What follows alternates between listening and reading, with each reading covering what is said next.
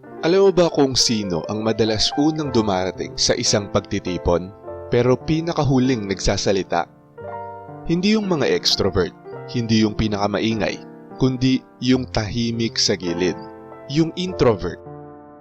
Akala mo late sila lagi kasi mahiyain o walang gana.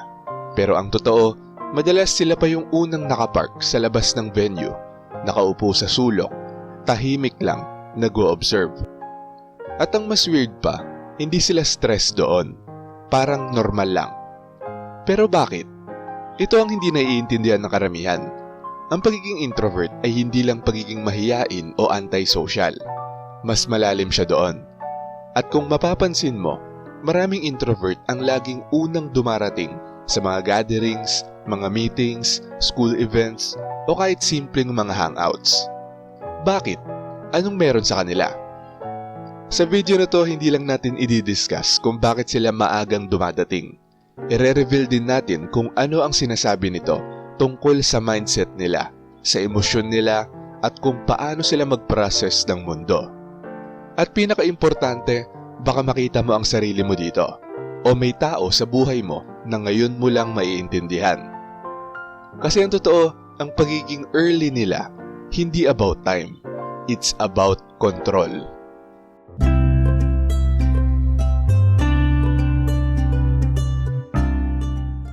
Ang mga introvert mas gusto ang control kaysa surprise. Isipin mo si Carl, pangkaraniwang introvert. May gathering, 6 p.m. Yung mga friends niya darating ng 6:30, 7 p.m., minsan 8 p.m. pa. Si Carl nasa venue na ng 5:20 p.m. Pero hindi siya excited sa crowd. Ang ginagawa niya, uupo, maghanap ng pwesto, i-assess ang ilaw, ingay, mga tao, at mga exits. Parang isang spy. Hindi siya maaga kasi eager siya sa mga tao. Maaga siya kasi ayaw niya ng chaos na biglaan. Ang utak ng mga introvert ay mas sensitive sa stimulation. Ibig sabihin kapag biglaan ng ingay, dami ng tao, at energy, nakaka-overwhelm.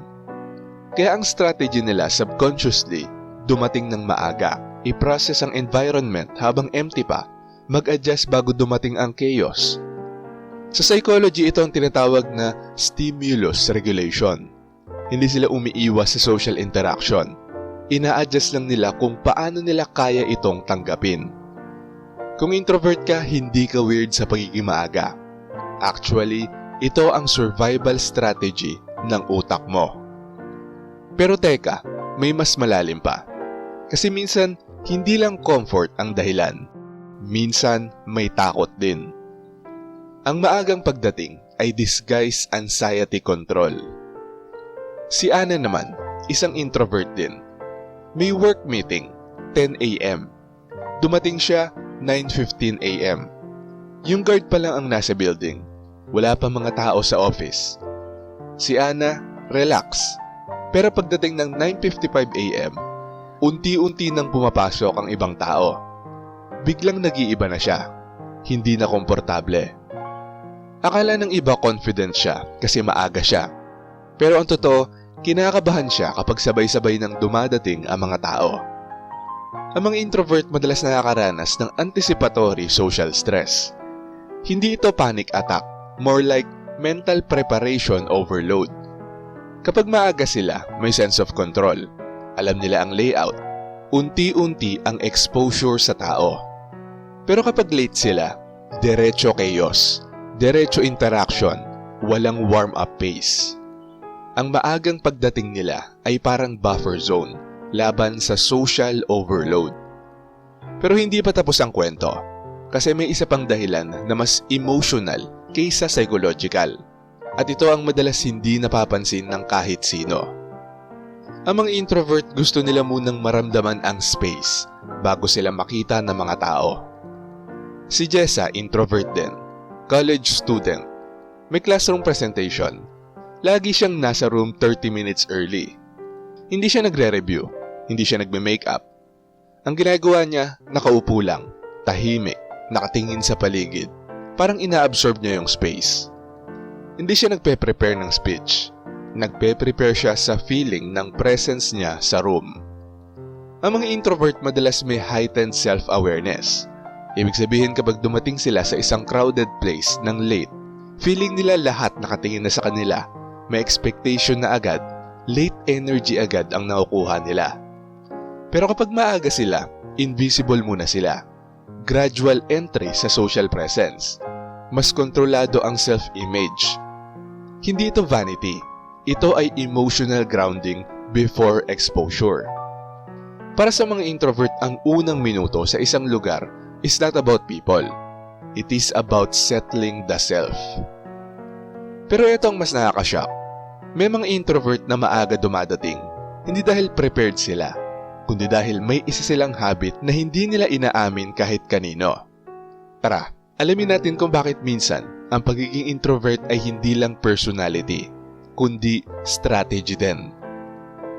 Ang mga introvert mas nauuna kasi ayaw nila ng social entrance pressure. Si Kevin, introvert. May reunion sila ng mga high school friends niya. Lahat nagkasundo. 6 p.m. tayo ha. Si Kevin dumating ng 5:40 p.m. Pagpasok niya sa venue, wala pa masyadong tao. Tahimik pa. Relax pa.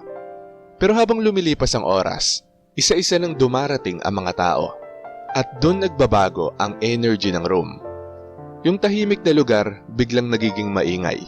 Yung comfortable space biglang nagiging performance stage. Si Kevin hindi pala maaga dahil excited siya. Maaga siya kasi ayaw niya ng moment na OMG, pasok na ako, lahat nakatingin. Para sa kanya, worst feeling yon. Ito ang tinatawag na social entry anxiety. Hindi siya full fear. More like discomfort sa attention shift. Kapag late ka dumating, lahat naka-adjust na. May mga ongoing conversations na. Kailangan mong sumingit at may awareness na bagong pasok ka. Pero kapag maaga ka, parati ka ng natural start. Walang interruption. Gradual ang social exposure. Mas kontrolado ang narrative. Ang introvert hindi takot sa mga tao. Takot lang sila sa sudden spotlight. Pero may isa pang layer dito na mas interesting. Kasi hindi lang sila umiiwas sa atensyon. Minsan inaagawan pa nila ang sarili nila ng comfort para sa isang dahilan na hindi halata. Ang pagiging maaga ay paraan nila para mag-reset emotionally. Si Lina, introvert din, working professional. May team building sa office. Habang lahat nagrereklamo na ang aga naman, si Lina nasa venue na 45 minutes early. Pero hindi siya nag-scroll lang sa phone. Hindi rin siya nakipag-usap. Nakaupo lang siya. Humihinga lang. Parang nagre-recharge bago magsimula ang chaos. Hindi siya inaantok. Hindi rin siya bored. Ang ginagawa niya ay emotional reset. Ang mga introvert ay may higher internal processing activity. Ibig sabihin mabilis ma-overstimulate, mabilis ma-drain sa social input, pero malalim mag-process internally. Kaya ang early arrival nila ay buffer time for emotional calibration. Parang phone na kailangan muna mag-charge bago gamitin. Hindi pwedeng agad full usage after drain. Ang maagang pagdating ng mga introvert is not efficiency. It is emotional maintenance. Pero teka, may mas malalim pang dahilan kung bakit hindi nila sinasabi ito sa ibang tao. At dito nagiging interesting ang psychology nila. Hindi nila gusto na malabelan agad ng mundo. Si Ronnie, introvert, estudyante. Kapag late siya dumating sa klase, latecomer na agad siya. May judgment agad, may impression agad. Pero kapag maaga siya, silent siya sa corner, hindi napapansin, walang expectation. Hindi sila maaga dumating para makita agad. Maaga sila para hindi sila agad mabigyan ng label. Introverts are often sensitive to social labeling effect. Kapag nakita ka agad ng mga tao, siya yung maingay, siya yung tahimik, siya yung weird. Nagkakaroon ng fixed impression. Pero kapag maaga ka, background presence ka muna. Walang immediate judgment. Ikaw ang observer bago maging inoobserbahan.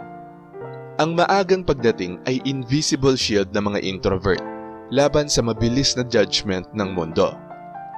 Pero lahat ng ito, control, anxiety buffer, emotional reset, at labeling protection, may isang mas malaking pattern na nagko-connect sa lahat. At doon natin makikita ang tunay na dahilan. Ang mga introvert ay hindi late bloomer. Sila ay strategic starters. Si Daniel, isang introvert din. Sa bawat event, una siyang dumadating. Tahimik siya, pero walang ginagawa. Pero after 1 hour, siya na yung pinaka-comfortable sa room. Siya na yung may mga natural conversations. Siya na yung hindi awkward. Samantalang, yung mga late dumating, nag-a-adjust pa rin. Akala ng iba si Daniel ay boring, pero in reality, siya yung pinaka-optimized socially. Introverts don't jump into social energy. They ramp into it.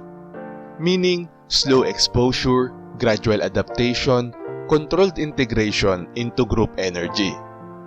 This makes their social performance more stable over time. Hindi sila mabilis sumabog. Hindi rin sila mabilis madrain agad if managed well. Ang pagiging maaga nila is not a personality quirk. It is social strategy optimization. Pero ang tanong ngayon, kung ganito sila ka-strategic, ka-aware at ka-controlled, ano ang pinakamalalim na dahilan kung bakit nila ito ginagawa?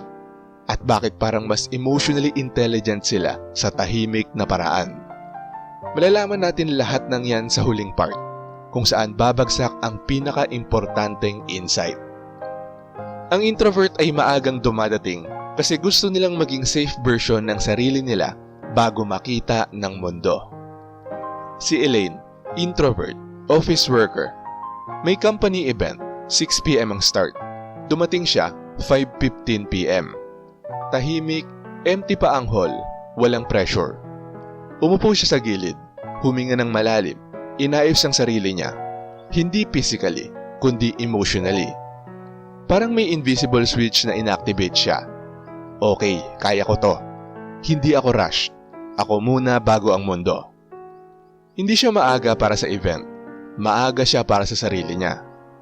Ito ang pinaka-core ng introvert behavior. Self-regulation before exposure.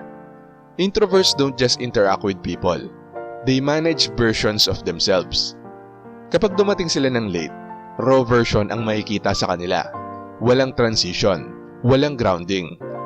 Kapag maaga sila, may buffer self, may calm state, may controlled identity presentation. Hindi sila mahiyain, hindi sila antisocial. Mas accurate na they are emotionally self-managed individuals who prefer controlled transitions into social environments. Ang maagang pagdating ng mga introvert ay hindi tungkol sa oras. Ito ay tungkol sa pagbuo muna ng sarili bago harapin ang mundo. At kapag naintindihan mo ito, biglang mag-iiba ang tingin mo sa kanila. Kasi hindi pala sila mahiyain lang kaya laging nauuna. Sila yung mga taong marunong maghanda ng sarili bago sumabak sa ingay ng mundo. Kaya sa susunod na may makita kang introvert na unang dumating sa venue, tahimik lang sa sulok, hindi agad nakikipag-usap, huwag mo agad isipin na awkward sila. Baka ang totoo, inaayos pa lang nila ang sarili nila bago sila maging present sa lahat. Baka yung katahimikan nila hindi emptiness, kundi preparation. At baka yung pagiging maaga nila hindi habit lang, kundi paraan nila para sabihin sa sarili nilang kaya ko to. Unti-unti, hindi ko kailangang magmadali. Ngayon, ang tanong ko sa iyo, may kilala ka bang ganito? O ikaw mismo, yung taong mas gustong nauuna, hindi para makita agad, kundi para makahinga muna bago humarap sa mundo. Shoutout sa mga nanood ng obsessed sa sarili nilang itsura ang mga introvert. Shoutout kay Kajit Warrior. Sabi niya, title pa lang, sapul na ako ah. Sabi naman ni Glenn Adversario, secret weapon? I don't think so. Bilang isang introvert, nasa sistema na namin yan. I don't even know I'm putting on style. Basta ang bottom line, ang mga extrovert pag pumorma halatang nagkukunwari. Pero ang mga introvert, kahit ordinaryo lang, na pagkakamalang mayaman. Because our aura commands respect in an incognito way. At ayon naman kay Marie the Lightworker, Hello po Sir AP, good evening. Wow, brutal naman to. Bilang introvert, hindi naman totally na obsessed kami sa sarili namin. Likas lang talaga kaming mapanuri, malalim mag-isip at tahimik sa isang sulok.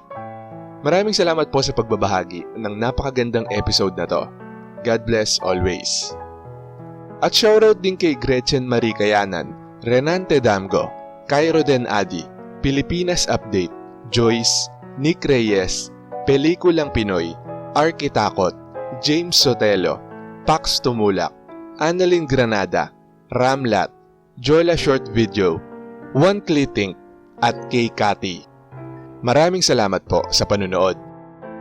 Kung gusto nyo ding ma-shoutout, mabati o mabasa ang comment nyo, mag-comment lang sa latest video rito sa channel na to at pipili kami doon ng mga isi-shoutout at babasahin para sa susunod na upload. Kung nagustuhan mo ang video na to, huwag kalimutang mag-like, i-share to sa iba at mag-subscribe na kung hindi ka pa nakaka-subscribe. Maraming salamat at see you next time.